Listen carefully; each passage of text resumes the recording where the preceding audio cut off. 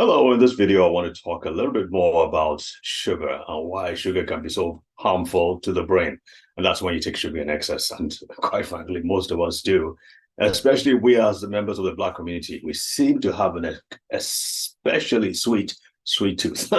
There was one month when a sequence and series of events happened to me that really drove that point home for me. And I'm not going to talk about it in this video, but probably in another video. But speaking about sugar in the brain, I don't like the term diabetes type 3 or type 3 diabetes or diabetes of the brain.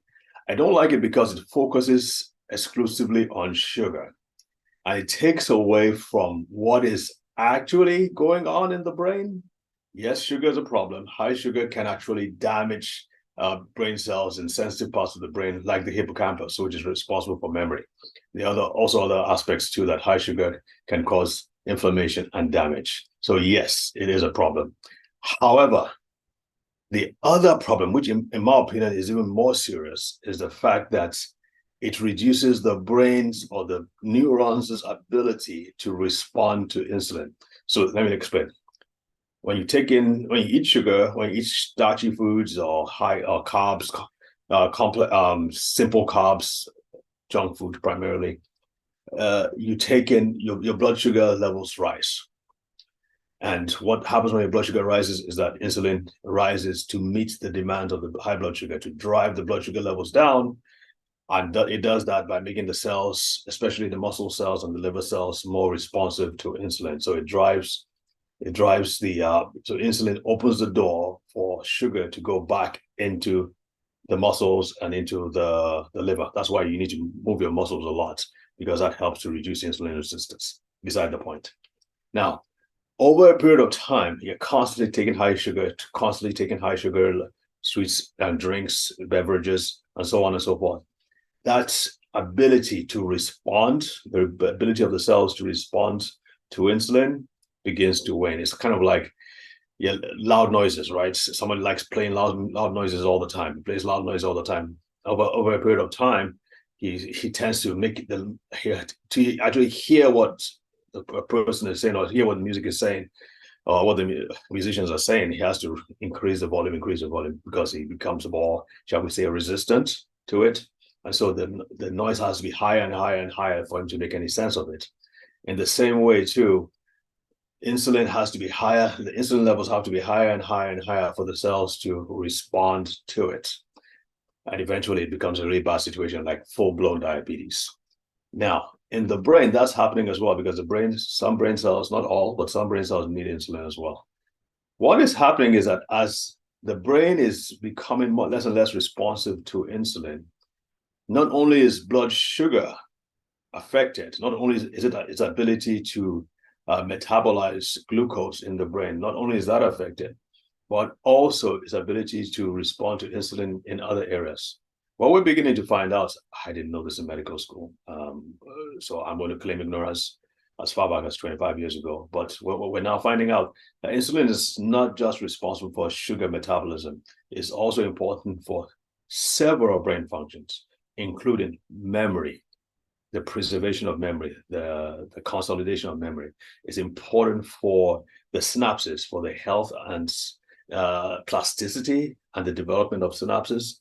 Is responsible for neurotransmitter release, is important for energy regulation throughout the brain. I was shocked when I saw all these different things that the insulin is responsible for. And so again, if your brain is not responding to insulin, it is not just blood sugar that is affected. It's a slew of other things that insulin modulates or insulin regulates in the brain, again, including memory, including your ability to think and remember, including your ability to release and receive neurotransmitters, to send impulses from one part of the brain to the other, the ability to regulate the use of the production of energy and the use of energy in the brain, a huge amount of things. So that's why, and some people are doing this research now where they're given what is known as intranasal insulin, where they pop the insulin gas in a form of gas right up their noses, right into the olfactory region of the brain, Unless if you know anything about the olfactory region, one of the things that the olfactory, the nose part of the brain, or the smelling part of the brain does, it also produces new brain cells. So they have found out simply by what do you call it now, puffing or snorting insulin, they found its improvements in the individual's ability to think, to remember, and to function more effectively. I think that's still in the research phase, so they're still working on it. You need to know that. For one, I would say this: for the sake of your brain, you need to, one, significantly reduce. And we African Americans, we are Africans, are big on this. We like sugary stuff. I don't know why it is, but we like sugary drinks. We're big on the pops, the sodas, maybe not as much as on the diet soda, but on the pops and the sodas and the fruit juice, orange juice, and so on and so forth. That gives you too much sugar. That presents your brain with too much sugar, to more than what it knows what to do with it, what to do with. So you want to reduce the sugar. You want to reduce your starchy foods. You want to reduce your bread and your pasta and your rice, because they're all quick sugar deposits to give you a huge sugar high. And then another thing, I would recommend that after a meal, you don't just sit down, especially in the afternoon where the sun is outside.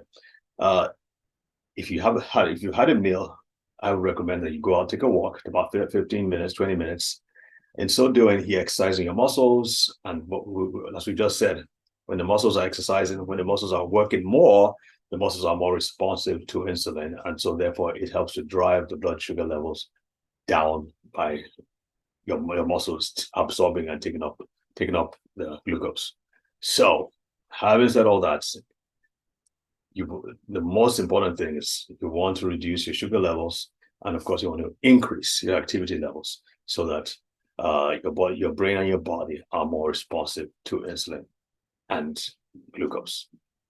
Take care. See you in the next video. Bye.